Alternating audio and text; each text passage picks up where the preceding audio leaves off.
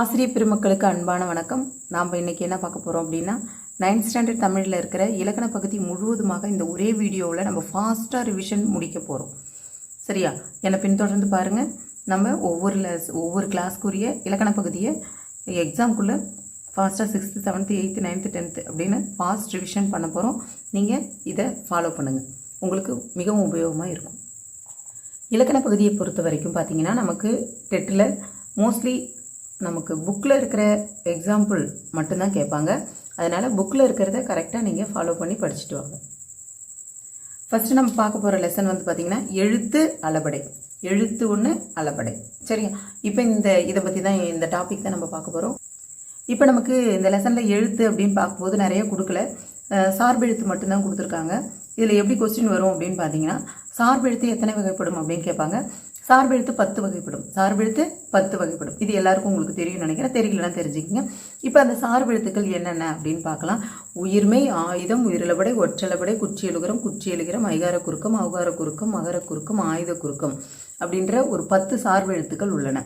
இப்போ கொஸ்டின் இதில் எப்படி கேட்பாங்க அப்படின்னு பார்த்தீங்கன்னா, இந்த 10 சார்பெழுத்துக்களில் ஏதாவது ஒரு 3 கொடுத்துட்டு ஒன்று மட்டும் வேற ஒரு நேம் கொடுத்துட்டு உங்களுக்கு இதில் சார்பெழுத்துக்கள் அல்லாதது எது அப்படின்னு கொஸ்டின் கேட்க சான்ஸ் இருக்குது. எழுத்தை பொறுத்த வரைக்கும் இதான் அந்த டாப்பிக்கில் கொடுத்துருக்காங்க. நெக்ஸ்ட் நம்ம பார்க்க போகிறது என்னென்னா அளபெடுத்தல். அளபடை அப்படின்னு தான் நம்ம பார்த்தோம். அளபடை அப்படின்றதுல அளபெடுத்தல் அப்படின்னு அந்த வார்த்தைக்கு அர்த்தம் என்ன அப்படின்னு பார்த்தீங்கன்னா, நீண்டு ஒழித்தல். அளபெடுத்தல்னா என்ன அர்த்தம்? நீண்டு ஒழித்தல். நல்லா ஞாபகம் வச்சுங்க. அளபெடுத்தல்னா நீண்டு ஒழித்தல். அதுக்கு எக்ஸாம்பிள் சொல்லணும்னா, நம்ம பேச்சு வழக்கில் இப்போ நம்ம தெருவோரத்தில் கீரைலாம் விற்றுட்டு போகிறாங்கன்னா, கீரை அப்படின்னு இழுத்து சொல்லுவாங்க இல்லையா? காயெல்லாம் விற்கும்போது தக்காளி அப்படின்னு இழுத்து சொல்லுவாங்க இல்லையா?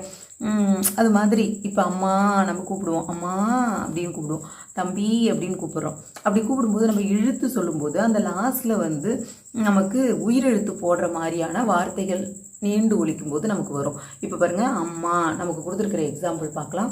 இப்போ நமக்கு புக்லேயே அது கொடுத்துருக்காங்க. அம்மா அப்படின்போது மா அப்படின்ற எழுத்து குறில், அந்த உயிரெழுத்து குறில் ஆ போட்டு எழுதியிருக்கோம். அது மாதிரி தம்பின்னு போட்டு லாஸ்ட்டில் அந்த ஈனு இழுத்து ஒழிக்கிறதுக்காக அளபெடுக்குது இல்லையா, அதுக்காக ஈன் போட்டு எழுதியிருக்கோம். இதெல்லாம் வந்து இதுக்கு எக்ஸாம்பிள். இதுக்கு அளபெடுத்தலுக்கு எக்ஸாம்பிள். சரி, ஓகே, நம்ம அடுத்தது போயிடலாம். இதுக்கு நீளம் வேணாம். இப்போ நம்ம இந்த டாப்பிக்கில் நம்ம அளபடையில் 2 அளபடை தான் இந்த லெசனில் நம்ம பார்ப்போம். ஒன்று வந்து உயிரளபடை, இன்னொன்று வந்து ஒற்றளபடை. உயிரளபடை அப்படின்னு பார்க்கும்போது உயிரளபடை வந்து 3 வகைப்படும். அது என்னென்ன அப்படின்றது தெரிஞ்சுக்கிங்க. அளபடை வந்து 3 வகைப்படும் சொன்னோம் இல்லையா? அது என்னென்ன அளபடைனா, செய்யுளிசை அளபடை, இன்னிசை அளபடை, சொல்லிசை அளபடை. இந்த 3 தான். நல்லா ஞாபகம் வச்சுங்க. இன்னொரு தடவை சொல்கிறேன். செய்யுளிசை அளபடை, இன்னிசை அளபடை, சொல்லிசை அளபடை. சரியா? இப்படி ஞாபகம் வச்சுக்கணும். நெக்ஸ்ட்டு இன்னொன்று என்ன ஞாபகம் வச்சுக்கணும், இந்த செய்யுளிசை அளபடைக்கு இன்னொரு பெயர் இருக்குது. அது என்னென்னா இசை நிறை அளபடை. நல்லா ஞாபகம் வச்சுங்க. இப்போ நமக்கு கொஸ்டின் இதில் எப்படி வரலான்னா, கூற்று காரணத்தில் செய்யுளில் ஓசை குறையும் போது அப்படின்னு கொடுத்துருக்காங்க இல்லையா? இப்போ நமக்கு செய்யுளிசை அளபடைனா, செய்யுளில் ஓசை குறையும் போது அதனை நிறைவு செய்ய நெட்டெழுத்துக்கள் அளபெடுத்தலை செய்யுளிசை அளபடை என்போம் அப்படின்னு கொடுத்துருக்காங்க. இப்போ சப்போஸ் நமக்கு கொஸ்டின் கேட்குறாங்கன்னா எப்படி கேட்பாங்கன்னா, கூற்று காரணத்தில் கேட்க சான்ஸ் இருக்குது. கூற்று காரணத்தில் எப்படி கேட்பாங்கன்னா, செய்யுளில் ஓசை குறையாத போது அப்படின்ற வார்த்தையை போட்டுருவாங்க. அப்போ இந்த கூற்று சரியா தவறா அப்படின்னு கேட்கும்போது நம்ம இதை படிச்சிருந்தா தான் எழுத முடியும். ஓகேவா? இப்போ உங்களுக்கு என்ன கரெக்ட் ஆன்சர்? செய்யுளில் ஓசை குறையும் போது அதை நிறைவு செய்ய நெட்டெழுத்துக்கள் அளபெடுத்தது தான் செய்யுளிசை அளபடை என்போம் அப்படின்றத உங்களுக்கு தெரியணும். இன்னொன்று வந்து செய்யுளிசை அளபடையுடைய மற்றொரு பெயர் வந்து இசை நிறை அளபடை அப்படின்றதும் உங்களுக்கு தெரியணும். ஓகே, இப்போ இந்த செய்யுளிசை அளபடைக்கு வந்து எக்ஸாம்பிள் பார்த்தீங்கன்னா புக்கில் இருக்கிறதே படிச்சிங்க. இங்கே ஓதல், உரார், படா, இது 3 வந்து எந்த அளபடையில் வரும்னா செய்யுளிசை அளபடையில் வரும் அப்படின்னு ஞாபகம் வச்சிங்க. அடுத்து இன்னிசை அளபடைக்கு வந்திருக்கேன். இன்னிசை அளபடையில் செய்யுளில் ஓசை குறையாத இடத்திலும் இனிய ஓசைக்காக குறில் நெடிலாக அளபெடுப்பது இன்னிசை அளபடை. நல்லா தெரிஞ்சுக்குங்க. இங்கே ஓசை குறையாத இடத்திலும் அப்படின்ற வார்த்தை வரும். சரியா? ஓசை குறையாத இடத்திலும் இனிய ஓசைக்காக குறில் நெடிலாக அளபெடுப்பது இன்னிசை அளபடை எனப்படும். ஓகே, அடுத்தது போலாம். இதுக்கு எக்ஸாம்பிள் கெடுப்பதுவும், எடுப்பதுவும், உம்னு முடிஞ்சதுன்னா இன்னிசை அளபடை. நல்லா அதுவே இன்னிசை மாதிரியே உம்னு வருது இல்லையா? அப்போ இன்னிசை அளபடை கெடுப்பதுவும் எடுப்பதுவும் அப்படின்ற மாதிரி இன்னிசையாக தெரிகிற மாதிரி உங்களுக்கு தெரியுது. ஸோ அதை பார்த்து நீங்கள் இன்னிசை அளபடைன்னு போட்டுருக்கணும். இன்னிசை அளபடைக்கு எக்ஸாம்பிள் கேட்க சான்ஸ் இருக்குது எக்ஸாம்பிள். சரியா? அடுத்து சொல்லிசை அளபடை. சொல்லிசை அளபடை அப்படின்னு பார்க்கும்போது செய்யுளில் ஒரு பெயர் சொல் எச்ச சொல்லாக திரிந்து அளவெடுப்பது சொல்லிசை அளபடை எனப்படும். எச்சம் அப்படின்னாவே நமக்கு தெரியும். பெயரெச்சம், வினையச்சம் அதெல்லாம் படிச்சிருப்போம். வினையெச்சம் அப்படின்னும் போது நமக்கு ஈல முடிகிற மாதிரி தான் இருக்கும் இல்லையா. அதுக்கு எக்ஸாம்பிள் பார்த்தீங்கன்னா உங்களுக்கு தெரியும், உரநசை ஈ அப்படின்னு முடியுது, வரநசை ஈன்னு முடிஞ்சாவே அது வந்து சொல்லி செயலப்படை. நல்லா ஞாபகம் வச்சிங்க. எக்ஸாமுக்கு சொல்லி செயலப்படைனாவே ஈல முடிஞ்சிருக்கணுன்றதை நல்லா தெளிவாக ஞாபகம் வச்சிங்க. சரியா? ஓகே, இதில் வந்து இன்னொரு இம்பார்ட்டண்ட்டான எக்ஸாம்பிள் நசைனா என்ன அப்படின்னு கேட்க சான்ஸ் இருக்குது. நசைனா விருப்பம்னு அர்த்தம். அந்த நசை விருப்பம் அப்படின்றது ஏன் இங்கே வந்திருக்கு அப்படின்னு பார்த்தீங்கன்னா, அதுக்கு அர்த்தத்தை மாற்றி, அதாவது அர்த்தம் வந்து விரும்பி என்னும் பொருள் தருவதாக ஒரு சொல்லை எழுதுகிறோம் அப்படின்னா நசை எப்படி இல்லைன்னா நசை அப்படின்னு எழுதலாம். அடுத்து பார்த்தீங்கன்னா ஒற்றலப்படையிலே செய்யுளில் ஓசை குறையும் போது அதனை நிறைவு செய்ய மெய்யெழுத்துக்களான மெய்யெழுத்துக்கள், அந்த இக்கு இங்கு அதெல்லாம் சொல்கிறோம் இல்லையா, அந்த மெய்யெழுத்துக்கள் ஆகிய 10 இதில் கொடுத்துருக்கிற இந்த 10 அக்கு என்னும் ஆயுத எழுத்தும் அளவெடுப்பது ஒற்றலப்படை எனப்படும். அந்த மெய்யெழுத்துக்கள் என்ன அப்படின்னா மோஸ்ட்லி நமக்கு தெரியும், மெய்யெழுத்துக்கள் அப்படின்னாவே புள்ளி வச்ச எழுத்துலாம் மெய்யெழுத்துக்கள் அப்படின்னு தெரியும். அதில் குறிப்பிட்டு 10 எழுத்தை மட்டும் சொல்லியிருக்காங்க. இங்கு, இஞ்சு, இன்னு, இந்து, இம்மு, இன்னு, இவ்வு, இல்லு, இல்லு ஆகிய 10 அது இல்லாமல் அக்கு அப்படின்ற 1000 எழுத்து ரெண்டுமே அளவெடுத்ததுன்னா அது ஒற்றலப்படை அப்படின்னு சொல்லியிருக்கோம். எக்ஸாம்பிளுக்கு கிரைவன், எங்கிலன் அப்படின்னு இருக்கலாம், இல்லை எங்கிரைவன் அப்படின்னு இருக்கலாம். நல்லா கவனிச்சிக்கிங்க. இந்த எழுத்து இந்த 10 எழுத்துக்குள்ளே தான், அந்த 10 எழுத்து 2 தடவை வந்துருந்ததுன்னா அது வந்து எதுக்கு எக்ஸாம்பிள்னா ஒற்றலப்படை. ஈஸியாக கேட்கணும்னு நினச்சாங்கன்னா இதில் இருக்கிற இந்த எக்ஸாம்பிளே கேட்டு இங்கு அக்கு வர மாதிரியான இந்த 2 எழுத்தையும் கேட்டு உங்களுக்கு கேட்கலாம். சப்போஸ் கஷ்டமாக வர மாதிரி கேட்டாங்கன்னா இந்த இடத்துல ஆக்சுவலாக இந்த இங்கு, இஞ்சி இந்த எழுத்தில் எதுவுமே 2 தடவை அளவெடுக்காமல் வேறு இதில் இல்லாதது இக்கோ இல்லை வேறு எதுவும் இல்லை இழு இல்லையா, அதே மாதிரி அந்த எழுத்துக்களை 2 தடவை போட்டு நம்ம ஆக்சுவலாக எல்லாருமே என்ன படிச்சிருப்பீங்க, ஒற்றலப்படைனா 2 புள்ளி வச்ச எழுத்து வந்திருக்கும், மெய் எழுத்துக்கள் வந்திருக்கும், அதை வச்சு இது ஒற்றலப்படைன்னு நம்ம குறிச்சிடலாம் அப்படின்னு மக்கப் பண்ணி வச்சுருப்பீங்க. அப்போ அதை புறக்கணிக்கிற விதமாக அவங்க இதில் இந்த 10 எழுத்தில் இல்லாத 2 எழுத்தை கொடுத்து உங்களுக்கு ஏதாவது ஒரு வார்த்தையை கொடுத்துருந்தாங்கன்னா அதை நீங்கள் ஒற்றலப்படைன்னு குறிக்கக்கூடாது. அப்போ கீழ்கண்டவற்றில் எது ஒற்றலப்படை அப்படின்னு கொஸ்டின் வரலாம். சரியா? அப்போ ஒற்றலப்படை இல்லாத அந்த எழுத்துக்களை கொடுத்துட்டு அதுவுமே வந்து அக்கு இல்லை அக்குன்னு கொடுத்தா உங்களுக்கு புரிஞ்சிடும். சப்போஸ் இந்த மெய் எழுத்துக்கள் இருக்கு இல்லையா, இந்த இங்கு, இச்சு, இன்னு, இந்து இது இல்லாத வேறு எழுத்துக்கள் கொடுத்துருந்தாங்கன்னா உங்களுக்கு கொஞ்சம் கஷ்டமாக இருக்கும் தேர்ந்தெடுக்க. அதனால் இந்த 10 எழுத்துக்களை கொஞ்சம் தெளிவாக படிச்சுக்கிங்க. வாங்க அடுத்தது பார்க்கலாம். அடுத்தது 2வது இயலில் பார்த்தீங்கன்னா பகுபத உறுப்பிலக்கணம் டாப்பிக்கு. பகுபத உறுப்பிலக்கணத்தில் பார்த்தீங்கன்னா ஒரு எழுத்து தனித்தோ ஒன்றுக்கு மேற்பட்ட எழுத்துக்கள் சேர்ந்தோ வந்து பொருளை உணர்த்துமானால் அது சொல் எனப்படும். அதாவது சொல்லுக்கு விளக்கம் சொல்லியிருக்காங்க. ஒரு எழுத்துலாம் ஒன்றா சேர்ந்தது தானே நமக்கு ஒரு சொல் கிடைக்கும், அதை தான் சொல்கிறாங்க. இப்போ இந்த சொல்லுக்கு வேறு பெயர்கள். இப்போ நமக்கு இதில் கொஸ்டின் எப்படி வரும்னா இதுதான் கொஸ்டின். ஆக்சுவலாக அந்த பகுபத உறுப்பிலக்கணத்துலேருந்து போன தடவை ஒவ்வொரு தடவையுமே டெட் எக்ஸாமுக்கு கொஸ்டின் கேட்டுட்டு தான் இருக்காங்க. இதை வந்து கவனமாக படிச்சுக்கிங்க. சரியா? இப்போ சொல் அப்படின்ற ஒரு பெயர் இருக்கு இல்லையா, அதுக்கு வேறு நம்ம தமிழில் வந்து வேறு பெயர்கள் உள்ளது. பதம், மொழி, கிளவி இது 3மே எதற்கான வேறு பெயர்கள்னா சொல்லிற்கான வேறு பெயர்கள். அப்போ சொல்லினுடைய வேறு பெயர்கள் ஏதாவது கேட்டிருந்தாங்கன்னா பதம், மொழி, கிளவி அப்படின்னு எழுதலாம். இப்போ பதம், மொழி, கிளவின்னு 3ஐயும் கொடுத்துட்டு இது வந்து இல்லை வேறு ஒரு பெயர் சேர்த்து கேட்கலாம். சேர்த்துட்டு இதில் வந்து மொழியில் சொல்லின் பொருளில் அடங்காத வேறு ஒரு பெயர்கள் கேட்கலாம். சரியா? இப்போ பதம், மொழி, கிளவி என்ற சொல்லிற்கு வேறு பெயர்கள் உண்டு அப்படின்றது தெரிஞ்சுக்கும். அதாவது சொல்லினுடைய வேறு பெயர்கள் தான் பதம், மொழி, கிளவி அப்படின்றத தெரிஞ்சுக்கணும். இப்போ உங்களுக்கு கொஸ்டின் வந்து கிளவி என்பதன் அர்த்தம் என்னன்னு கேட்டாங்கன்னா சொல்லுன்னு எழுதணும். பதம் என்பதனுடைய பொருள் என்ன அப்படின்னு கேட்டாங்கன்னா நீங்கள் சொல் அப்படின்னு எழுதணும். சரியா? இப்படிப்பட்ட அந்த பதம் என்ற வார்த்தை 2 வகைப்படும். என்னென்னா பகுபதம், பகாபதம். சரியா? பகுபதம், பகாபதம் அப்படின்னு 2 வகைப்படும். வாங்க நம்ம ஃபாஸ்ட்டாக போகலாம். இப்போ பகாபதம் அப்படின்னா உங்களுக்கே தெரியும், மேக்ஸில் கூட நீங்கள் படிச்சிருப்பீங்க. பகாபதம், பகுபதம். பகுபதம்னா பிரிக்க முடியும், பகாபதம்னா பிரிக்க முடியாது இல்லையா, அப்படிதான் அர்த்தம். இப்போ அதே தான் இங்கே பிரித்தால் பொருள் தராத சொல் பகாபதம். இதுக்கு எடுத்துக்காட்டு மரம், உன், பிற, சாலை. இதை எப்படியாவது நம்ம பிரிக்க முடியுமா? பிரிக்க முடியாது. அப்படியே ஏதாவது ஒரு எழுத்தாக பிரித்தாலுமே பொருள் தராது நமக்கு. சரியா? அடுத்தது பகுபதத்துக்கு வா. பகுபதம் பார்த்தீங்கன்னா பிரிக்கக்கூடியதும் பிரித்தால் பொருள் தருவதுமான சொல் தான் பகுபதம். இதுக்கு எடுத்துக்காட்டு நடந்தான், நின்றான். இதனுடைய எடுத்துக்காட்டு கீழே நம்ம பிரிக்கிறது அப்புறம் பார்க்கலாம். இப்போ பகுபதம் அப்படின்னு பார்க்கும்போது அதனுடைய பிரிவுகள் என்னென்னா பெயர் பகுபதம், வினை பகுபதம்னு 2 வகை இருக்குது. சரியா? இப்போ இந்த பெயர் பகுபதம் வினை பகுபதம் அதாவது என்னது, பகுபதம்னா பிரிக்க முடியும்னு பார்த்தோம். அதை எப்படி பிரிக்கலாம் அப்படின்னா பெயர் பகுபதம் தனியாகவும் வினை பகுபதம் எப்படி பிரிக்கிறாங்கன்றதையும் கீழே நமக்கு எக்ஸாம்பிள் கொடுத்துருக்காங்க. பாருங்க, வேலன்றதை வேல் கூட்டல் அன் அப்படின்னு பிரிக்கிறாங்க. வேல் அப்படின்றது ஒரு வேல்ன்றதை தனியாக பிரித்தோம்னா வேல்னு ஒரு பொருள் கொடுக்குது, அண்ணுன்னா அந்த ஆண்பால் விகுதியை கொடுக்குது, அப்போ அதனுடைய பொருள் வருது நமக்கு. அதே மாதிரி வினை பகுபதத்தில் பார்த்தீங்கன்னா செய்தான் அப்படின்றதை எப்படி பிரிக்கிறாங்க, செய்கூட்டல் இத்துக்கூட்டல் ஆண் அப்படின்னு பிரிச்சிருக்காங்க. இது வந்து பகுதி விகுதின்னு தனியாக பிரிச்சுட்டு இடைநிலையும் ஒரு இத்துன்னு ஒரு வார்த்தை கொடுத்துருக்காங்க. ஓகே, நம்ம கீழே படிச்சிங்கன்னா அது உங்களுக்கு தானாக புரியும் ஏன் இதே மாதிரி பிரிச்சிருக்காங்க அப்படின்னு சொல்லிட்டு. இப்போ வந்து பகுபத உறுப்புகள் அப்படின்னு பாருங்க. ஏன்னா நம்ம படிக்கிறது இப்போ பகுபத உறுப்பிலக்கணம். அந்த பகுபத உறுப்பிலக்கணத்தில் எத்தனை பகுதிகள் இருக்கும், அதாவது பகுபத உறுப்புகள் எத்தனை இருக்கும் அப்படின்றத பார்க்க போகிறோம். பகுபத உறுப்புகள் மொத்தம் 6. இது ஒரு கொஸ்டின். பகுபத உறுப்புகள் மொத்தம் எத்தனை வகைப்படும் அப்படின்னு கேட்டாங்கன்னா 6 வகைப்படும். சரியா? அது என்னென்னு கொஸ்டின் கேட்பாங்க. அது எது பகுதி, விகுதி, இடைநிலை, சந்தி, சாரியை, விகாரம். சரியா? பகுதி, விகுதி, இடைநிலை, சந்தி, சாரியை, விகாரம். அது எத்தனை இருக்கு? 6 இருக்கு. அதெல்லாம் எப்படி இவங்க சொல்றாங்க அப்படின்றத நம்ம இப்போ எக்ஸ்பிளைன் பார்க்கலாம்.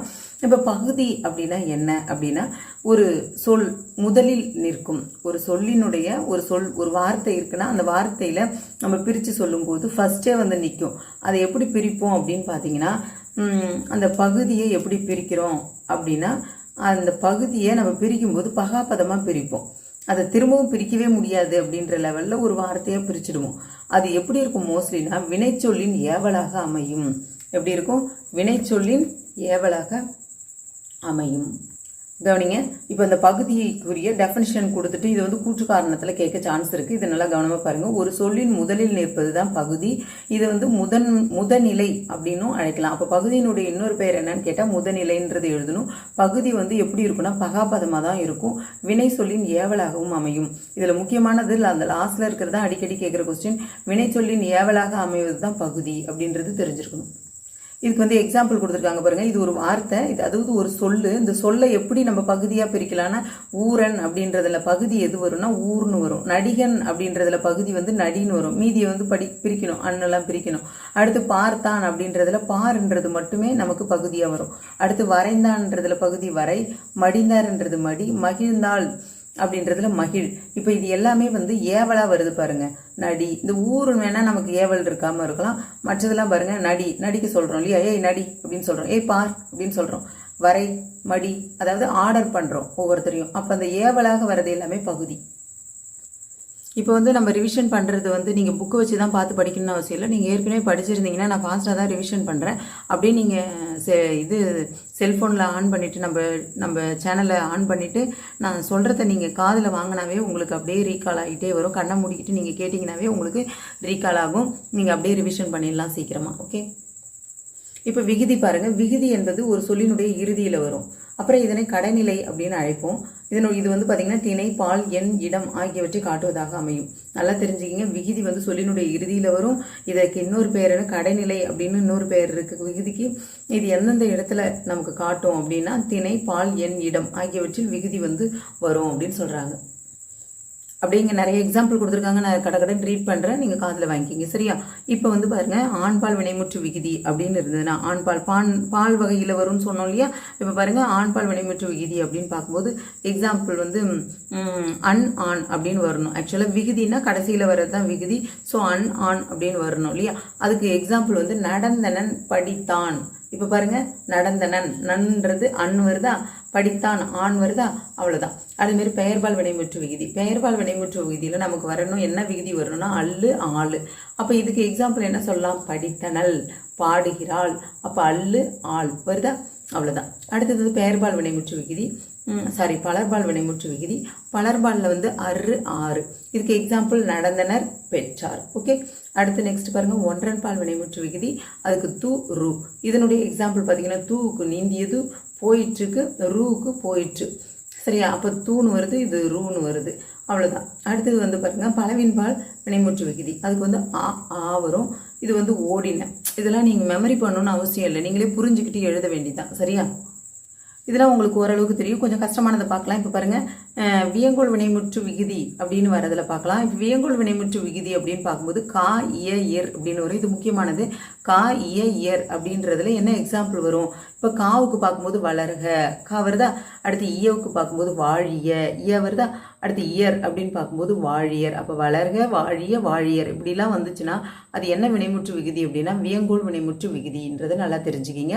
மோஸ்ட்லி இந்த கொஸ்டின் வர சான்ஸ் இருக்குது. அடுத்து தொழிற்பெயர் விகுதி உங்களுக்கு எல்லாருக்குமே தெரியும். தள்ள அம்மை கை சி பூ இப்படிலாம் வந்துச்சுன்னா அது வந்து தொழிற்பெயர் விகுதி நல்லா தெரியும். முளைத்தல் தல் வருதா, அடுத்தது நிலை ஐ வருதா, செய்கை கை ஐ வருதா, காட்சி சி வருதா, அழிப்பு பூ வருதா, இது எல்லாமே தொழிற்பெயர் விகுதி. ஓகே, அடுத்து வந்து பாருங்க இடைநிலை. இடைநிலை எப்படி வரும்னா பகுதின்னு ஒன்று பார்த்தோம் ஃபர்ஸ்ட், அப்புறம் விகுதின்னு ஒன்று படித்தோம். இது ரெண்டுக்கும் இடையில வர்றது தான் இடைநிலை. சரியா, இது வந்து எப்படி வரும்னா காலம் காட்டுவதால் இதனை காலம் காட்டும் இடைநிலை என்றும் அழைப்பர். நல்லா தெரிஞ்சுக்கிங்க. இடைநிலைனா பகுதிக்கும் விகுதிக்கும் நடுவில் வரும். இது வந்து காலத்தை காட்டுது, அதனால காலம் காட்டும் இடைநிலை அப்படின்னு இன்னொரு பேரும் இருக்கு. இந்த காலம் காட்டும் இடைநிலைன்னு சொல்ற இந்த இடைநிலையை நம்ம வந்து இந்த இடைநிலையை பார்த்தீங்கன்னா நமக்கு ஒரு 5 வகையாக சொல்லியிருக்காங்க. அது என்னென்னா காதில் வாங்கிக்கிங்க. நிகழ்கால இடைநிலை, இறந்த கால இடைநிலை, எதிர்கால இடைநிலை, எதிர்மறை இடைநிலை, பெயர் இடைநிலை. இதில் எதிர்மறை இடைநிலை நமக்கு ஏற்கனவே டெட்டில் கேட்டிருக்காங்க இந்த கொஸ்டின், அது இம்பார்ட்டன்ட். இப்போ பாருங்கள், நான் இன்னொரு தடவை சொல்கிறேன். நிகழ்கால இடைநிலை, இறந்த கால இடைநிலை, எதிர்கால இடைநிலை, எதிர்மறை இடைநிலை, பெயர் இடைநிலை. சரியா, இப்போ ஒவ்வொன்றுக்கும் நம்ம எக்ஸாம்பிள் பார்க்கலாம். இப்போ நான் சொல்ல போகிறது ரொம்ப முக்கியம். இப்போ நிகழ்கால இடைநிலை பாருங்கள். நிகழ்கால இடைநிலைக்கு அதனுடைய இடைநிலை எதை வச்சு இது நிகழ்கால இடைநிலை அப்படின்னு நம்ம கண்டுபிடிப்போம் அப்படின்னா கிறு கின்று ஆணின்று அப்படின்ற வார்த்தை நடுவில் வந்திருக்கும். சரியா, கிறு கின்று ஆணின்று அப்படின்ற வார்த்தை நல்லா ஞாபகம் வச்சுக்க. நிகழ்கால இடைநிலைனாவே உங்களுக்கு டக்குன்னு ஞாபகம் வருது. இதுதான் கொஸ்டின் கேட்பாங்க. கிறு கின்று ஆணின்று அப்படின்றது எந்த இடைநிலை அப்படின்னு கேட்பாங்க. நிகழ்கால இடைநிலைன்னு உங்களுக்கு தெரியணும் ஆன்சரு. அதுக்கு எக்ஸாம்பிள் பார்த்தீங்கன்னா மோஸ்ட்லி அப்படிலாம் ஒன்று கேட்கறது இல்லை, இதை தான் கேட்குறாங்க. ஏன்னா டஃப்பாக இருக்கும் அப்படி சொல்லிட்டு. இப்போ கவனிங்க, இப்போ நம்ம எக்ஸாம்பிள் பார்க்கலாம். கிருன்றது எந்தில் வந்து உண்கிறான் கிருன்னு வருதா, உன் கின்றான் அப்படின்றதுல கின்று வருதா, அடுத்து வந்து உண்ணா நின்றான் அப்படின்னு இருக்கா, உண்ணா நின்றான் ஆண் என்று வருதா. ஓகே, அடுத்தது போல.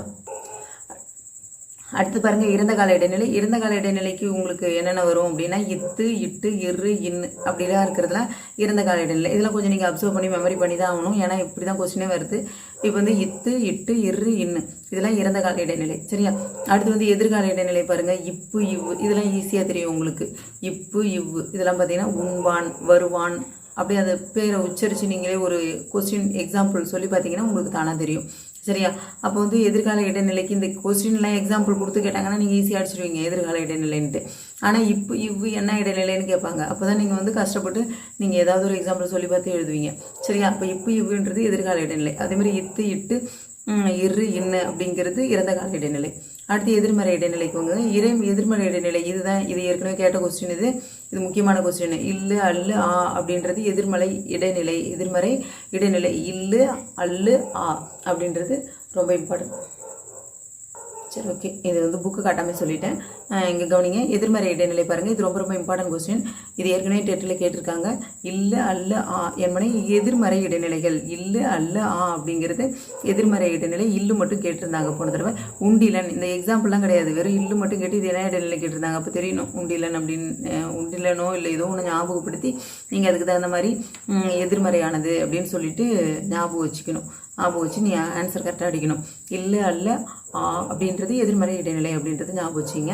அடுத்து பெயர் இடைநிலை. பெயர் இடைநிலை இஞ்சு இந்து இவ்வு இச்சு இத்து என்பன பெயர் இடைநிலைகள். இதுக்கு எக்ஸாம்பிள் வந்து மகிழ்ச்சி இச்சு வருத நடுவில், அறிஞன் இஞ்சு வருத நடுவில், இதெல்லாம் வந்து பெயர் இடைநிலைகள். ஓகேவா, இப்போ வந்து இடைநிலைகள் ஓகே. அடுத்து சந்திக்கு போகிறோம். சந்தி அப்படின்னா பகுதியையும் பிற உறுப்புகளையும் இணைக்கும், அதுதான் வந்து சந்தி. பெரும்பாலும் பகுதிக்கும் இடைநிலைக்கும் இறுதியில் வரும். நல்லா ஞாபகம் வச்சுங்க. பகுதிக்கும் விகுதிக்கும் வர இடையில வர்றது இடைநிலை, பகுதிக்கும் இடைநிலைக்கும் நடுவில் வர்றது சந்தி. சரியா, இப்படிதான் ஞாபகம் வச்சுக்கணும். சந்தி எதுக்கும் இடையில வரும், பகுதிக்கும் இடைநிலைக்கும் இடையில் வருவது சந்தி. இப்போ இந்த எக்ஸாம்பிள் பாருங்க. சேர்த்தாள் அப்படின்னு இருக்கு. சேர்த்தாள் எப்படி நம்ம பிரிக்கிறோம்னா சேர்க்கூட்டல் இத்து கூட்டல் ஆள் அப்படின்னு பிரிக்கிறோம். அப்படி பிரிக்கும் போது இந்த சேர்ன்றது பகுதி, கடைசி ஃபர்ஸ்ட்ல இருக்கிறது பகுதி, கடைசியா இருக்கிறது விகுதி, நடுவில் வந்து இந்த இத்து போட்டிருக்காங்க இல்லையா, அதாவது இடைநிலைன்றது சேர்த்தாள் அப்படின்னும் போது சேர்த்தாள் அப்படின்னு, அதாவது காலத்தை காட்டுற இத்து தான் வந்து இடைநிலை. அப்போ இந்த இத்து இடைநிலை. இப்போ சந்தின்றது எதுனா இந்த பகுதிக்கும் அந்த இடைநிலைக்கும் நடுவில் வர இத்து இருக்கு இல்லையா, அதுதான் வந்து சந்தி. ஓகே, இப்போ இது புரியுதா? அதே மாதிரி நடிப்பார், நடி அதாவது எப்படி பிரிக்கிறாங்கன்னா நடி கூட்டல் இப்பு கூட்டல் இப்பு கூட்டல் ஆர் அப்படின்னு பிரிக்கிறோம். நடிப்பார் அப்படின்னு அர்த்தம். இதில் வந்து நடின்றது பகுதி, கடைசியில் இருக்கிறது விகுதி, ஆறுன்றது விகுதி. இப்போ காலத்தை காட்டி வர இந்த இப்பாருன்னு சேர்ந்து வந்தால் தான் எதிர்காலத்தை நமக்கு சொல்லுது இல்லையா.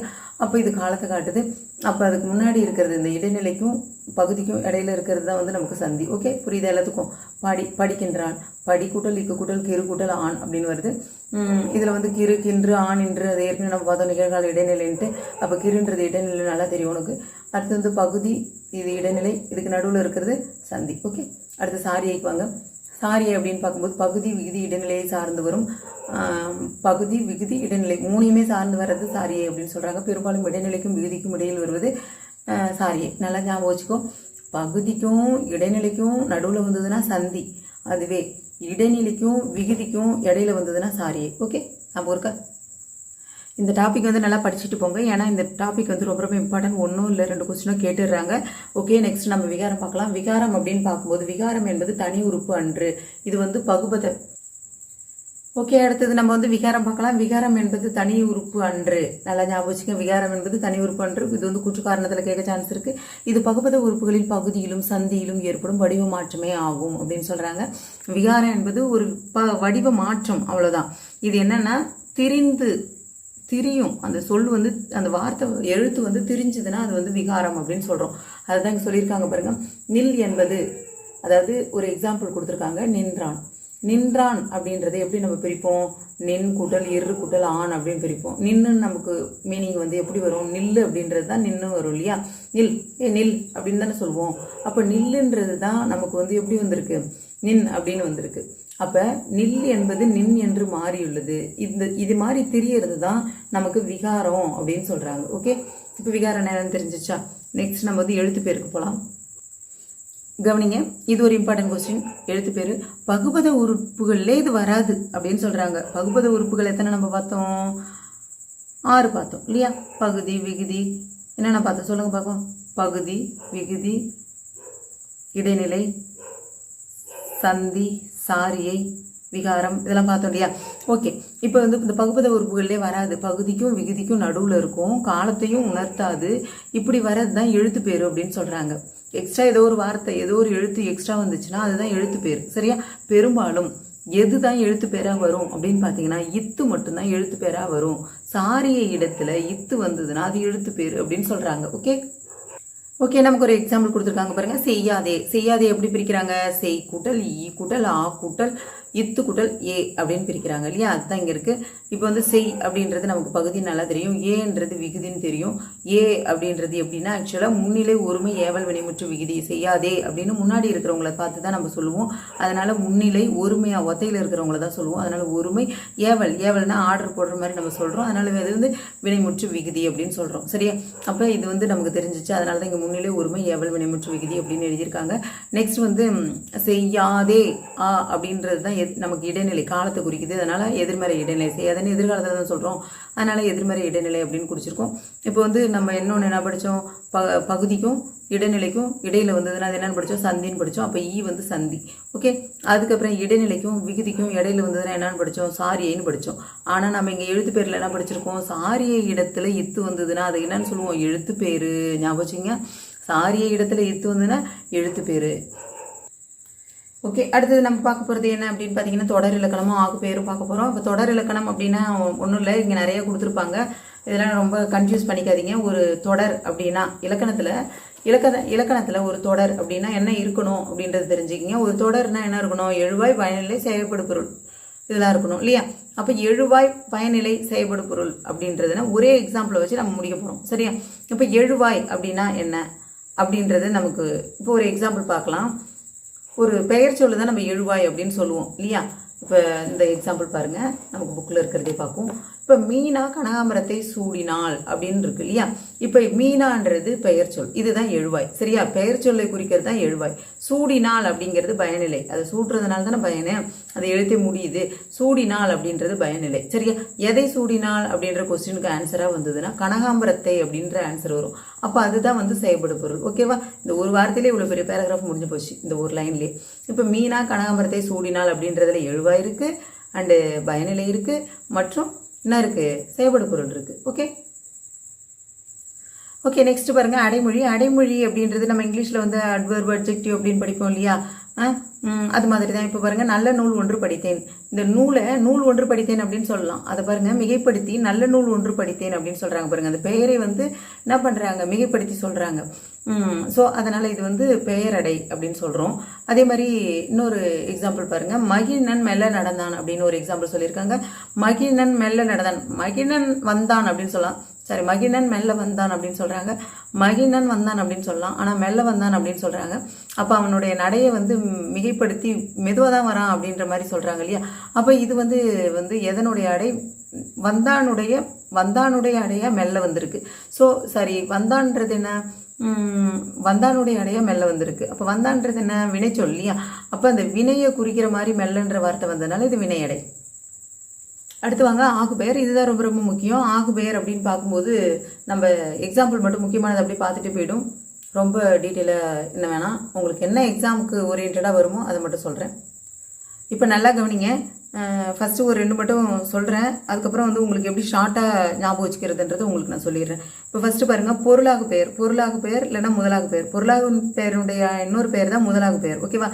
இப்போ நமக்கு ஒரு எக்ஸாம்பிள் கொடுத்துருக்காங்க, முல்லையை தொடுத்தாள் அப்படின்னு சொல்லியிருக்காங்க. முல்லையை தொடுத்தாள் அப்படின்றது முதற் பொருளாகிய முல்லை கொடி. முல்லைன்றது முல்லை கொடியை குறிக்குது.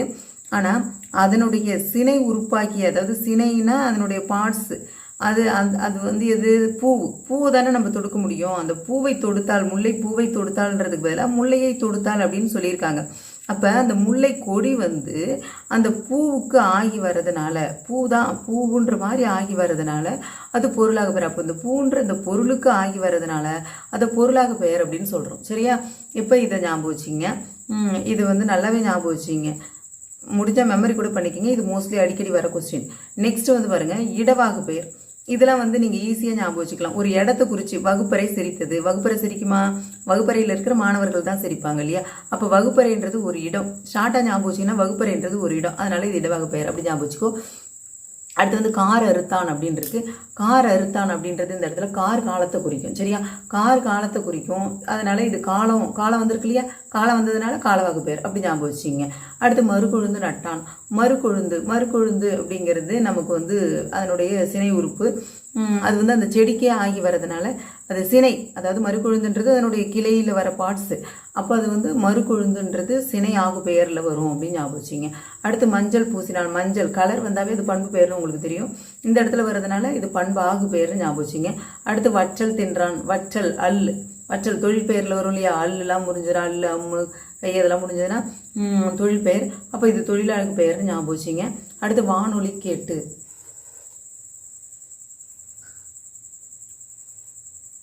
வற்றல் வரைக்கும் சொல்லியிருந்தேன்னா சரி, அப்படியே காதில் கேட்டுக்குங்க. அடுத்து வந்து பாருங்க, வற்றல் தின்றான் சொல்லியிருப்பேன். வானொலி கேட்டு மகிழ்ந்தனர். வானொலி அப்படின்றது ஒரு கருவி, அதனால கருவியாக பேர் ஞாபகம் வச்சுக்கோ. அடுத்து பைங்கூழ் வளர்ந்தது. இது ஒரு இம்பார்ட்டன்ட் கொஸ்டின். பைங்கூழ் வளர்ந்தது, இது கண்டிப்பாக கேட்கலாம். பைங்கூழ் அப்படின்றது ஒரு பசுமையான பயிர் இல்லையா? அப்போ பைங்கூழ் பசுமையான பயிர் வளர்ந்ததுன்றது ஒரு காரியத்தை சொல்றாங்க. அப்போ அது காரியவாகு பெயர். சரியா? அடுத்து வந்து அறிஞர் அண்ணாவை படித்திருக்கிறேன். அறிஞர் அண்ணாவையா படித்திருக்க முடியும்? அவருடைய கருத்துக்களை தானே படிச்சிருக்க முடியும். அதனால அது கருத்தாகு பெயர். சரியா? கருத்தாவாகு பெயர். இங்கே பாருங்க, அறிஞர் அண்ணாவை படித்திருக்கிறேன் அப்படின்றாங்க. அறிஞர் அண்ணாவை படித்திருக்கிறேன்னா அண்ணாவை படிச்சிருக்க முடியாது. அவர் எழுதின அந்த நூலோட கருத்துக்களை தான் படிச்சிருக்க முடியும். அதனால இது வந்து கருத்தாவாகு பெயர். அடுத்து இதை கவனிங்க, ஒன்று பெற்றால் ஒளிமயம். 1, 2, 3 அப்படின்னு என்ற மாதிரி நம்பர் வந்ததுனால இது எண்ணல் அளவை ஆகு பெயர்னு வச்சுக்கிங்க. அடுத்து 2 கிலோ கொடு, இதுக்கு 2ன்னு வந்திருக்கு, அதனால இதுவும் எண்ணல் அளவைன்னு ஞாபகம் வச்சுக்காதீங்க.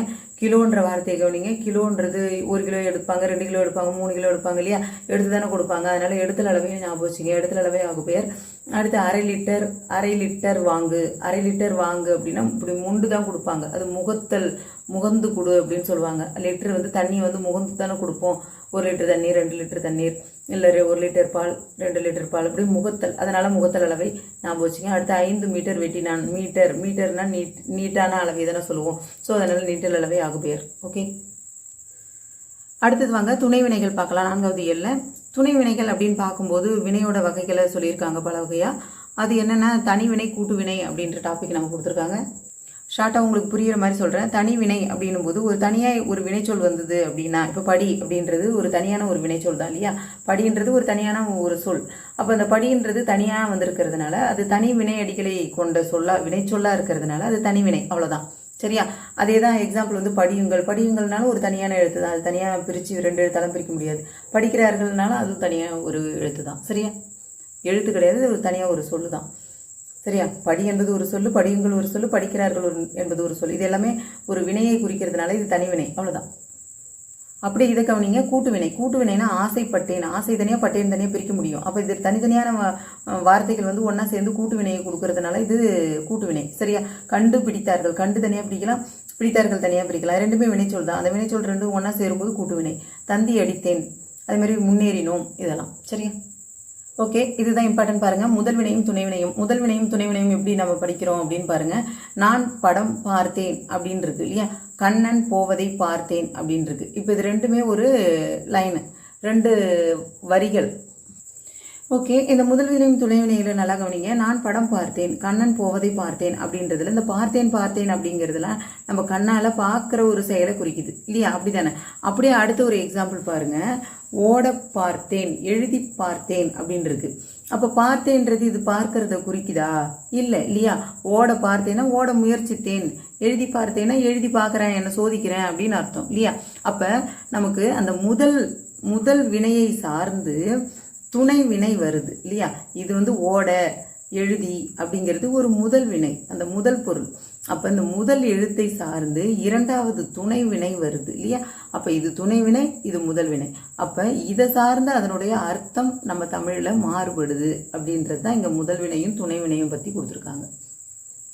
இப்போ நான் சொன்ன எக்ஸாம்பிள் உங்களுக்கு புரிஞ்சிருந்ததுன்னா இது உங்களுக்கு புரியும். ஒரு கூட்டு வினையில் முதல் உறுப்பாக வந்து தன் அடிப்படை பொருளை தரும் வினை முதல் வினை எனப்படும். ஓகே, அதே கூட்டு வினையில் 2வது உறுப்பாக வந்து தன் அடிப்படை பொருளை விட்டு முதல் வினைக்கு துணையாக வரும் வேறு இலக்கண பொருளை தரும் வினை துணை வினை எனப்படும். புரியுதா?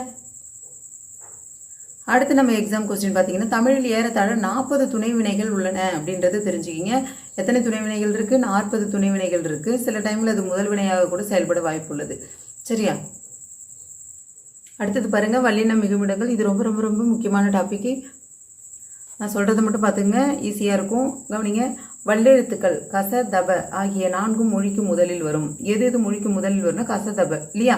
இந்த கசதப என்ற வார்த்தை மொழிக்கு முதலில் வரும்னு சொல்லிட்டோம். அதை பாருங்க. இதுக்கும் இந்த வல்லின மிகும் இடத்துக்கும் என்ன சம்பந்தம் அப்படின்னு பார்த்தோம்னா, இந்த எடுத்துக்காட்டை பாருங்க. அதற்கு சொன்னான், இதற்கு கொடு, எதற்கு கேட்கிறாய் அப்படின்னு இருக்கு இல்லையா. இதுல அதற்கு அப்படின்றது முதல்ல வந்த ஒரு மொழியா இருக்கு. சொன்னேன் அப்படிங்கிறது 2வது வந்த ஒரு மொழியா இருக்கு. இதற்கு நம்ம தமிழ்ல நம்ம என்ன சொல்லுவோம்னா, அதற்குன்றது முதல்ல இருக்கு இல்லையா, இதை வந்து நிலைமொழி அப்படின்னு சொல்லுவோம். சொன்னேன் அப்படின்றது 2வது வருது. இது வந்து வருமொழி, பின்னாடி தானே வருது, அதனால வருமொழி சொல்லுவோம். இப்ப இந்த வருமொழி அப்படின்றது கசதப அப்படின்ற எழுத்துல இருந்தனா, இப்ப சான்றனுடைய எழுத்தை தானே சோ வந்திருக்கு. அதனால இப்ப இந்த எழுத்துல வந்துச்சுன்னா இதற்கு முன்னாடி அந்த வல்லினம் மிகும், அதாவது அந்த இச்சு அப்படின்ற இந்த சாவோட வல்லின எழுத்து அந்த இச்சு அப்படின்ற புள்ளி வைத்த எழுத்து வரும் இல்லையா. அதான் வல்லினம் மிகும் அப்படின்னு நம்ம சொல்றோம். அப்ப அதை பத்தி தான் நம்ம இங்க சொல்றோம். இப்ப நிலைமொழி, இது வருமொழி. இது வருமொழிக்கு முன்னாடி கசதப, இந்த வருமொழியா கசதப எழுத்து வந்துச்சுன்னா அதுக்கு முன்னாடி அதனுடைய வல்லினம் மிகும் அப்படின்றதான் புரிஞ்சுக்கிறோம். இப்போ வல்லினம்ன்றது இந்த இச்சு, இக்கு, அதான் கசதபுக்கு என்ன வரும்? இக்கு, இச்சு, இத்து, இப்பு, இதெல்லாம் வந்துச்சுன்னா வல்லினம் மிகும் அப்படின்னு அர்த்தம். ஓகே, இப்போ இதுக்கெல்லாம் பார்த்தீங்கன்னா சில ரூல்ஸ் இருக்குது. இந்த ரூல்ஸ் பிரகாரம் தான் வல்லினம் மிகும். எப்போத்தாலும் வல்லினம் மிகுந்துராது. சரியா? அப்போ அந்த ரூல்ஸ் என்ன அப்படின்னு பார்த்தோம்னா, அந்த ரூல்ஸ்லாம் நான் ரீட் பண்ணுறேன். அப்படி கடகடன்னு மைண்டில் வச்சுக்கிங்க. ஆ இ என்னும் சுற்றெழுத்துக்கு பின்னும், அந்த இந்த என்னும் சுட்டு திரிபுகளின் பின்னும், ஏ என்னும் வினா எழுத்தின் பின்னும், எந்த என்னும் வினா சொல்லின் பின்னும் வல்லினம் மிகும். நல்லா கவனிங்க, மெமரி பண்ணிக்கங்க. ஆ இ சுட்டு எழுத்து. ஆ இன்றது என்ன எழுத்து? சுட்டு எழுத்து. அந்த இந்த என்றது சுட்டு திரிபு. அடுத்து ஏ எந்த அப்படின்ற வினா எழுத்து. நல்லா தெரிஞ்சுக்கிங்க. இதுலேயே 2-3 கொஸ்டின் நமக்கு வருது. இப்போ ஆக்சுவலாக இப்போ சுட்டு எழுத்துக்கள் கேட்பாங்க. ஆ இ ஏ இதேமாரி ஆப்ஷன் கொடுத்துட்டு உன்னை சுட்டு எழுத்து இதில் எது அப்படின்னு கேட்டால் ஆ இன்னு எழுதலாம். அதேமாரி சுட்டு திரிபு கேட்கலாம், அந்த இந்தன்றது. அதேமாரி வினா எழுத்து எதுன்னு கேட்கலாம், ஏ எந்த அப்படின்றதெல்லாம் வினா எழுத்து. அப்போ இந்த எழுத்துக்களுக்கு பின்னாடிலாம் என்ன வரும்? வல்லினம் மிகும். வல்லினம் மிகும்னா அதனுடைய ஒற்றெழுத்து வரும். சரியா? இப்போ பாருங்க, அதுக்கு எக்ஸாம்பிள் அச்சட்டை. ஆ வந்திருக்கா? சுட்டெழுத்தா? அதுக்கு பக்கத்தில் அதுக்கப்புறம் வருமொழியில் சட்டை வந்திருக்கு. அப்போ அதனுடைய இணை எழுத்தான, அதாவது வல்லினமான இச்சு வந்திருக்கு. அடுத்து இந்த காலம் வந்திருக்கு. காவோட வல்லினம் இக்கு. அது மாதிரி எத்திசை, எந்த பணம். ஓகே, இப்போ நம்ம ரூல்ஸ் மட்டும் பார்த்துட்டு போவோம். ஐ எனும் 2ஆம் வேற்றுமை உருபு வெளிப்படும் தொடர்களில் வல்லினம் மிகும். ஐ அப்படின்னாவே அது என்ன எழுத்து? 2ஆம் வேற்றுமை உருபு இல்லையா? ஐயால் கூ இன்னது கண் படிச்சிருப்போம் இல்லையா? 2ஆம் வேற்றுமை, 3ஆம் வேற்றுமை, 4ஆம் வேற்றுமை அப்படின்னு படிச்சிருப்போம். அதில் ஐன்றது 2ஆம் வேற்றுமை. அந்த 2ஆம் வேற்றுமை உருபு ஐ. இது வெளிப்படும் தொடர்களில் வல்லினம் மிகும் அப்படின்னு சொல்கிறாங்க. எடுத்துக்காட்டு கதவை திற அப்படின்னு சொல்லலாம். கதவை ஐ வந்திருக்கா? திற அதுக்கு முன்னாடி இத்து வருதா? ஓகே. அடுத்து பாருங்க, கூ என்னும் 4ஆம் வேற்றுமை உருபு வெளிப்படும் தொடர்களில் வல்லினம் மிகும். ஓகே, இதுக்கு எடுத்துக்காட்டு சொல்லணும்னா நம்ம முதியவருக்கு கொடு. முதியவருக்கு கூ வந்திருக்கா? கொடு, அதுக்கு இக்கு வருது. அடுத்த ரூல்ஸ் பார்த்தீங்கன்னா, என ஆக போன்ற சொல்லுறுப்புகளின் பின் வல்லினம் மிகும் அப்படின்றாங்க. என கேட்டார், வருவதாக கூறு, இக்கு வருது. நல்லா ஞாபகம் வச்சுங்க. மோஸ்ட்லி இந்த 4 வல்லினம் மிகும் இடங்களை மட்டும் நல்லாவே ஞாபகம் வச்சுங்க. மோஸ்ட்லி இதில் இருந்தால் கொஸ்டின் கேட்பாங்க. இன்னொரு தடவை வேணால் சொல்கிறேன். இப்போ சுட்டு எழுத்து ஆயி, அதுக்கு முன்னாடி வல்லினம், அதுக்கு பின்னாடி வல்லினம் மிகும். அடுத்து இந்த அந்த அப்படின்னு சுட்டு திரிபு இருக்கு இல்லையா? அதுக்கு முன்னாடி அடுத்து ஏ எந்த இந்த வினா எழுத்துக்கள் பின்னாடி. அடுத்து ஐ 2ஆம் வேற்றுமை உறுப்பு பின்னாடி. அப்புறம் 4 ஞாபகம் வச்சுங்க. 2ஆம் வேற்றுமை உறுப்பு வெளிப்படையாக வந்ததுன்னா அடுத்து 4ஆம் வேற்றுமை உறுப்பு வெளிப்படையாக வந்ததுன்னா அடுத்து என ஆக. அவ்வளோதான். இன்னும் மேலும் சில வல்லினம் மிகும் இடங்கள் சொல்லியிருக்காங்க. ஜஸ்ட் ரீட் பண்ணுறேன், ரிவைஸ் பண்ணிக்கோங்க. அதற்கு இதற்கு எதற்கு என்னும் சொற்களின் பின்னும் வல்லினம் மிகும். அடுத்து தனி இனி என்ற சொற்களின் பின்னும் வல்லினம் மிகும். மிக என்னும் சொல்லின் பின் வல்லினம் மிகும். 8 10 இது ரொம்ப ரொம்ப இம்பார்ட்டன்ட். 8 10 என்னும் எண்ணுறுப்புகள் பெயரின் பின்னாலும் வல்லினம் மிகும். 8 தொகை 10 பாட்டு இப்பு வரும் இல்லையா? மற்ற எந்த எண் பெயர்களுக்கு பின்னாடியும் நமக்கு அந்த வல்லினம் மிகாது. ஆனால் 8 10க்கு பின்னாடி மட்டும் வல்லினம் மிகும். நல்லா ஞாபகம் வச்சுங்க. அடுத்து ஓரெழுத்து ஒரு மொழிக்கு பின் வல்லினம் மிகும். அடுத்து ஈறுகட்ட எதிர்மறை பெயரச்சத்தின் பின் வல்லினம் மிகும். அடுத்தது வன்தொடர் குற்றியல் உகரங்கள் நிலைமொழியாக இருந்து புணர்கையில் வல்லினம் மிகும். அடுத்து வினையச்சங்களுடன் புணர்கையிலும் வல்லினம் மிகும். 6ஆம் வேற்றுமை தொகை வல்லினம் மிகும். தொகையில் அடுத்து திசை பெயர்களின் பின் வல்லினம் மிகும். இது முக்கியம். கிழக்கு பகுதி, வடக்கு பக்கம், நல்லா ஞாபகம் வச்சிங்க. திசை பெயர்களில் வல்லினம் மிகும். திசை பெயர்களின் பின் ஏற்கனவே நம்ம ஒன்று பார்த்தோம், எனது 8 தொகை 10 பாட்டு எண்ணு பெயர்களின் பின் வல்லினம் மிகும். இதெல்லாம் முக்கியமானது. அடுத்து இருபெயரட்டு பண்பு தொகையின் வல்லினம் மிகும். இருபெயரட்டு பண்பு தொகை அப்படின்னும் போது மல்லிகை பூ, சித்திரை திங்கள், இதெல்லாம் இருபெயரட்டு பண்பு தொகை. அடுத்தது ஓமை தொகையில் வல்லினம் மிகும். அடுத்து சால தவ தட குழ என்னும் உரிச்சொல்களின் பில் வல்லினம் மிகும். நல்லா தெரிஞ்சுக்கிங்க. இன்னும் இருக்குது, ஆனால் இந்த வார்த்தையில் வர உரிச்சொல்லுக்கு பின்னாடி மட்டும்தான் வல்லினம் மிகும். சால தவ ஊரு கழி கூர் அப்படிலாம் இருக்கும். ஆனால் இது சால தவ தட குழ இந்த 4க்கு பின்னாடி மட்டும்தான் வல்லினம் மிகும். அதை நல்லா புரிஞ்சுக்கணும். அடுத்து தனி குற்றெழுத்தை அடுத்து வரும் ஆகார எழுத்தின் பின் வல்லினம் மிகும். அடுத்து சில ஓம சொற்களின் பின்னாடியும் வல்லினம் மிகும். ஓகே, நெக்ஸ்ட் பார்க்கலாம். வல்லினம் மிகா இடங்கள். வல்லினம் மிகா இடங்கள் பார்த்தீங்கன்னா 2 பேஜுக்கு கொடுத்துருக்காங்க. அதில் நான் கொஞ்சம் இம்பார்ட்டண்டானது மட்டும் நம்ம பார்த்துட்டு போகலாம்.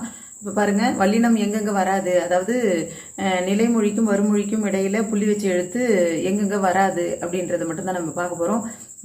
இப்போ பாருங்க ஃபர்ஸ்ட் அது இது என்னும் சுட்டு பெயர்களின் பின் வல்லினம் மிகாது. அது அவர் அது இது அப்படின்னு சொல்லும்போது அது சுட்டு பெயர் தானே, அதுக்கு பின்னாடிலாம் வல்லினம் வராது அப்படின்னு சொல்றாங்க. அடுத்து வினா பெயர்களின் பின் வல்லினம் மிகாது. அதாவது எது கண்டாய், எவை தவறுகள் அப்படின்னும் போது நமக்கு வல்லினம் வரல.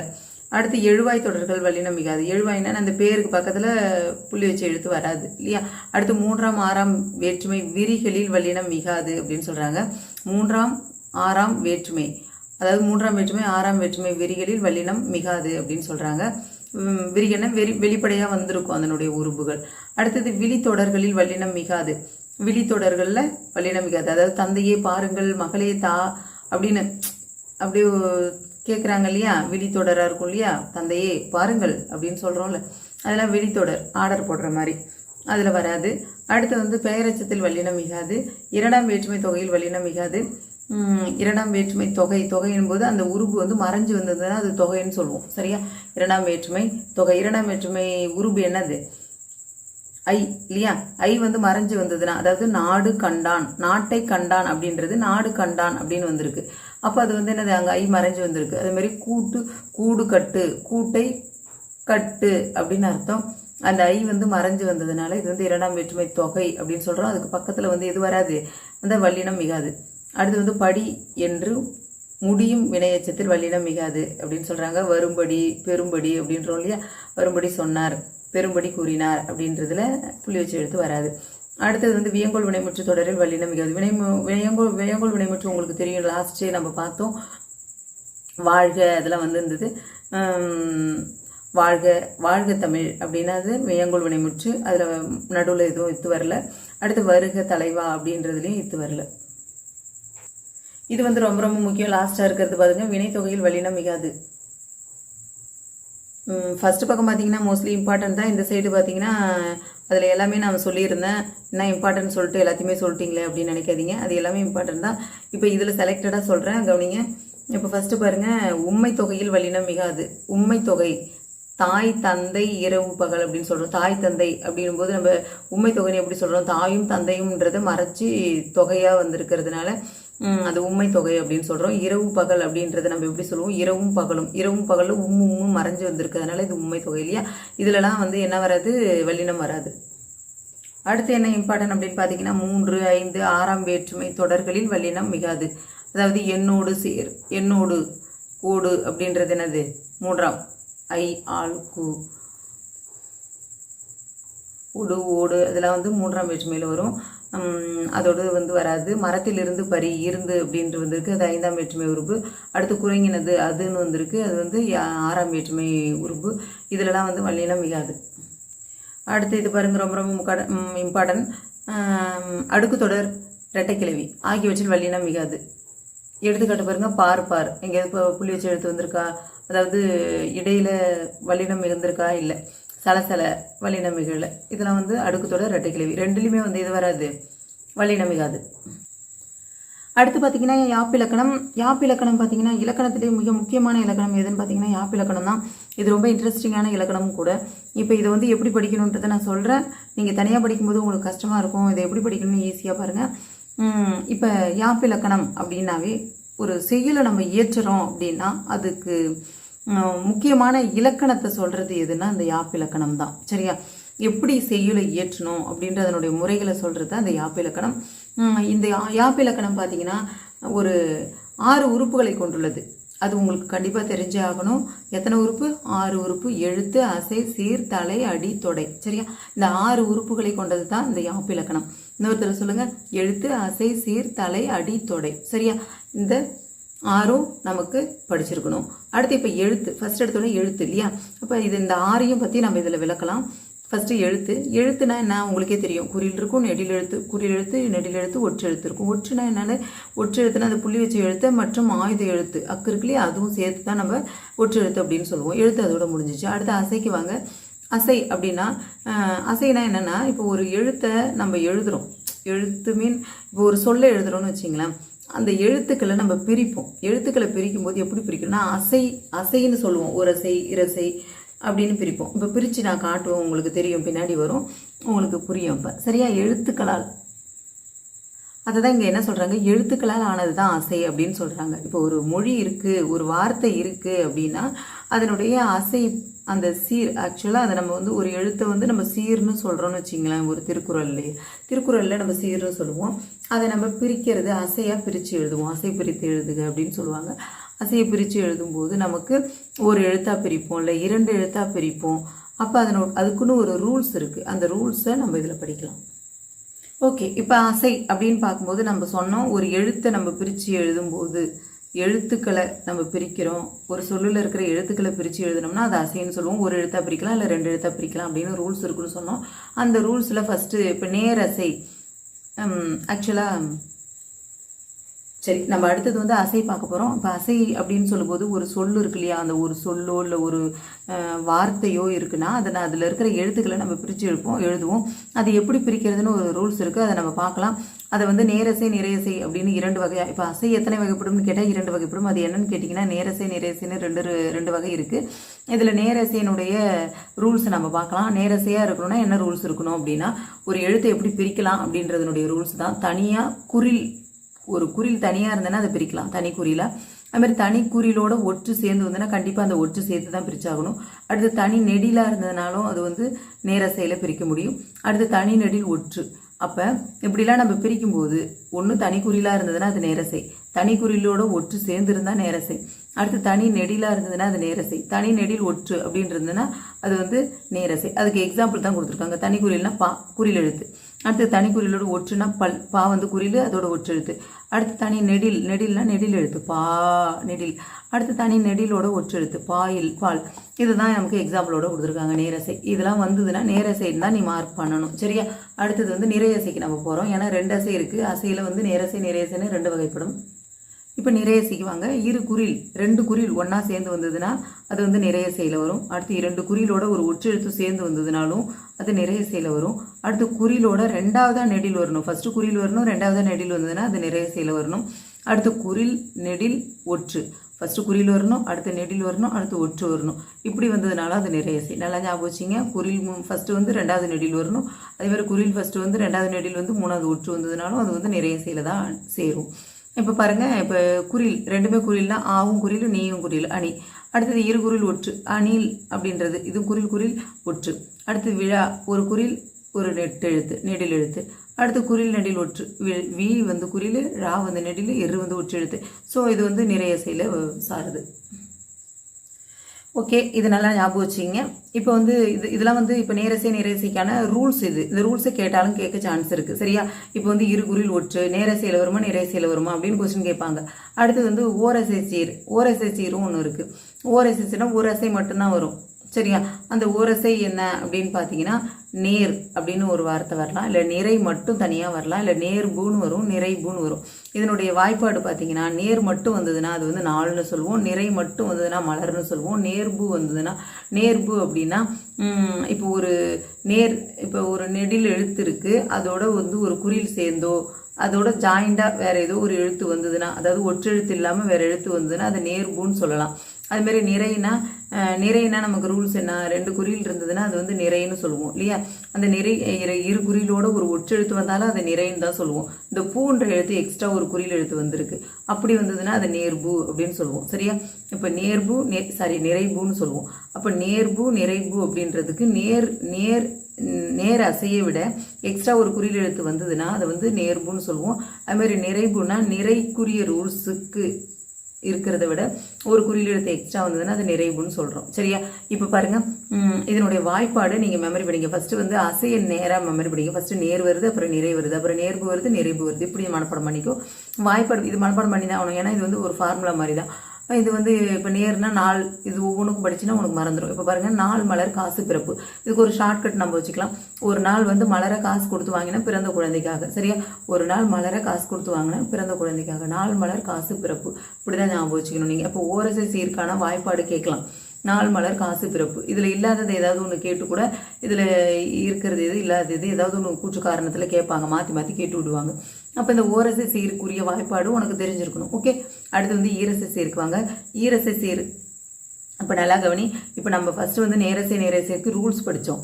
அந்த ரூல்ஸை நம்ம பிரித்து எழுதி நமக்கு நேரில் நிறை அப்படின்னு வந்ததுன்னா அதனுடைய ரூல்ஸில் நம்ம என்னவா எழுதுவோம் அப்படின்றத இங்கே கொடுத்துருக்காங்க. இப்போ சப்போஸ் ஒரு எழுத்து, அதாவது ஒரு சொல்லுல நமக்கு நேர் அப்படின்னு வந்ததுன்னா அதை தேமான்ற வாய்ப்பாடை வச்சு குறிப்போம். அப்போ நேர் தேமா, இந்த வாய்ப்பாடையும் நீ மனப்பாடம் பண்ணணும். இப்போ நேர் தேமா, நேர் புளிமா, நிறை கருவிலம், நிறை கூவிலம் அப்படின்னு நீ மனப்பாடம் பண்ணி ஆகணும். ஓகே, இப்போ பாருங்க, நேர் தேமா, நேர் புளிமா, நிறை கருவிலம், நிறை கூவிலம். இது ஒரு 4-5 தடவை திரும்ப ரீடைம் படிச்சிங்க. நான் வேற இன்னொரு தடவை சொல்கிறேன். நேர் தேமா, நேர் புளிமா, நிறை கருவிலம், நிறை கூவிலம். ஓகேவா? இப்போ இந்த தேமா புளிமான்னு ஃபர்ஸ்ட் 2 இருக்கு இல்லையா, அதை மாச்சீரில் போய் போட்டுருவாங்க. மாச்சீர் வகையை சார்ந்தது. கருவிலம் கூவிலம் அப்படின்றது விளைச்சீர். ஏன்னா விலன்னு முடியுது, இது மாமான்னு முடியுது. இது ஒன்றும் கஷ்டம் இல்லை. பாருங்க, தேமா மாவில் முடியுதா, புளிமா மாவில் முடியுதா, அப்போ இது மாச்சீரு. இது கருவிலம் விலத்தில் முடியுதா, கூவிலம் விலத்தில் முடியுதா, இது விளைச்சீரு. அவ்வளோதான். ஓகே, இதெல்லாம் எல்லாருக்கும் தெரியும்னு நினைக்கிறேன். இதெல்லாம் நம்ம ஏற்கனவே படித்தது உங்களுக்கு நல்லாவே தெரிஞ்சிருக்கும். இப்போ வந்து மூவகை சீர் அப்படின்னு பார்க்கும்போது இந்த நம்ம நேர் தேமா, நேர் புளிமா அப்படி படிச்சிங்க இல்லையா, அந்த வாய்ப்பாடு அதில் எல்லாத்துலேயும் லாஸ்ட்டு 3வது அசையாக நேர்னு எல்லாத்துலேயுமே வந்ததுன்னா அது ஒவ்வொன்றுக்கும் காய்னு சேர்த்துக்கணும். தேமா புளிமா கருவிலங் அப்படிலாம் படிச்சிங்க இல்லையா, அதில் தேமாங்காய் புளிமாங்காய் கருவிலங்காய் கூவிலங்காய் அப்படின்றத நீ சேர்த்துக்கணும். சரியா? இந்த ஃபார்முலா ஈரசை இருக்கக்கூடிய ஃபார்முலா படிச்சிங்கன்னா வாய்ப்பாடு படிச்சிங்கன்னாவே போதும். அதேமாரி இந்த இடத்துல நிறைன்னு வந்ததுன்னா 3வது அசையா நிறை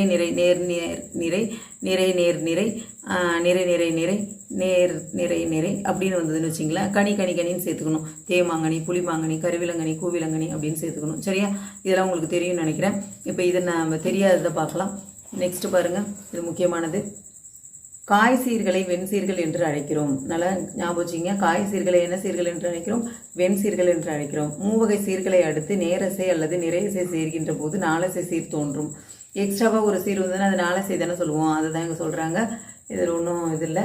அடுத்தது போகலாம்.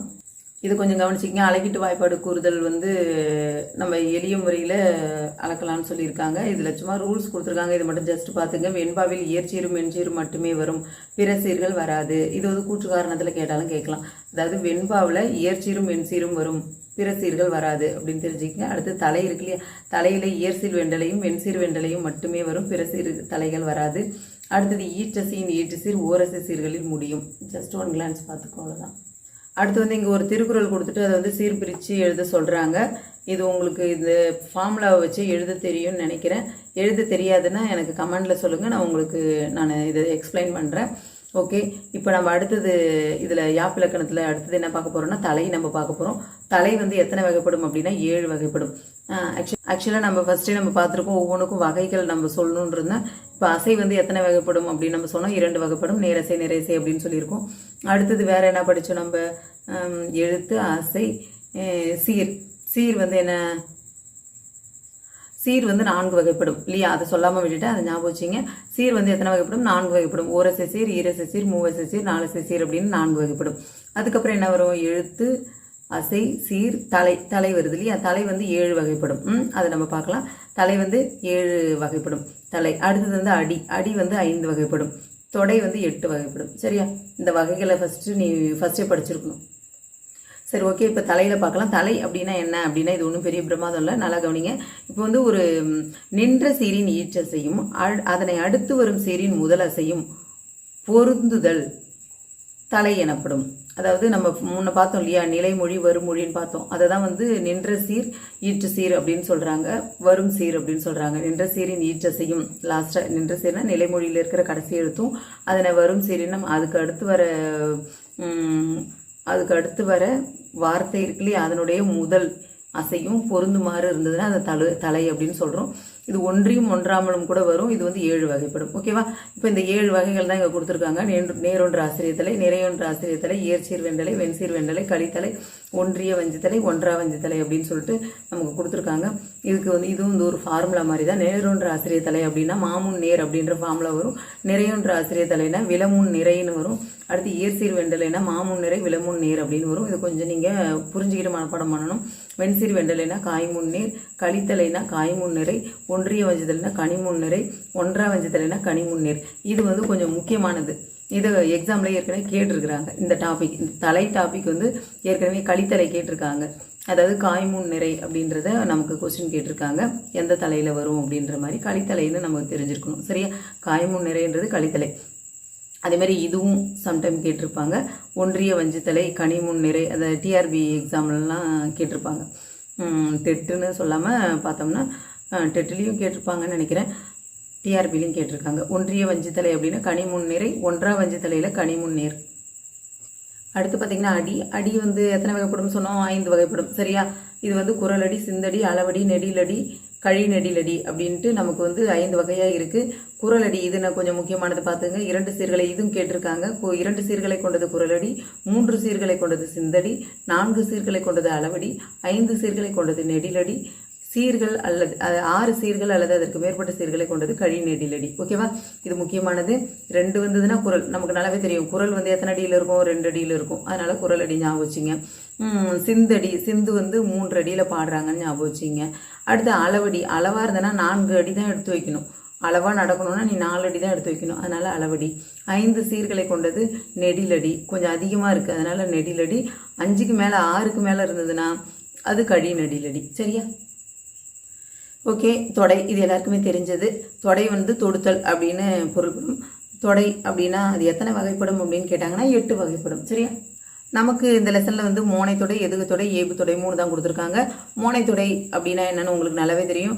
முதலெழுத்து ஒன்றி வருவது மோனை அப்படின்றது நல்லா தெரியும் இல்லையோ? ஒரு பாடலில் அடியோ இல்லை சீர்லையோ முதலெழுத்து ஒன்றி வந்ததுன்னா அது மோனை அப்படின்னு சொல்லலாம். அதுமாரி எதுகை அப்படின்னு பார்க்கும்போது ஒரு அடியிலோ சீரிலோ முதலெழுத்துக்கு அடுத்து முதலெழுத்து அளவொத்து நிற்க 2ஆம் எழுத்து ஒன்றி அமைவது. 2ஆம் எழுத்து ஒன்றி வருவது எதுகை இல்லையா? அப்படி தானே நம்ம படிப்போம். அடுத்து வந்து ஏய்புத்தொடை. ஏய்புத்தொடைனா நான் அடிகள் தோறும் இறுதி எழுத்து இல்லை அசை சீரோ ஒன்றி வருவது. ஏதோ ஒன்று ஒன்றி லாஸ்டில் வரணும், ரைமிங்காக வரணும். அது வந்து அப்படி வந்ததுன்னா அது வந்து ஏய்புத்தொடை. அதுக்கு ஏய்புக்கு எடுத்துக்காட்டு கொடுத்துருக்காங்க பாருங்கள். இந்த பாடலில் வாருங்கள், இந்த இடத்து ஆறுங்கள் அப்படின்னு ஒரே மாதிரி சேமாக வருது பாரு ரைமிங்காக. அதனால் இது வந்து ஏய்புத்தொடை. ஓகே டீச்சர்ஸ், இந்த வீடியோவில் நம்ம 9th இலக்கணம் முழுவதுமாக பார்த்துருக்கோம். நாளைக்கு பார்த்தீங்கன்னா 10th இலக்கணம் முழுவதுமாக ஒரே வீடியோவில் உங்களுக்கு நான் தரேன். அதுக்கப்புறம் வந்து சைக்காலஜி ஒரே வீடியோவில் உங்களுக்கு தொகுப்பாக நான் தரவிருக்கிறேன். நம்மளுடைய சேனலை கண்டினியூவாக வாட்ச் பண்ணிகிட்டே வாங்க. உங்களுக்கு அது உபயோகமாக இருக்கும் அப்படின்னு நான் நினைக்கிறேன். இந்த சிறப்பு டெட் எழுதுகிறவங்களுக்கு இது ரொம்ப யூஸ்ஃபுல்லாக இருக்கும். நன்றி, வணக்கம்.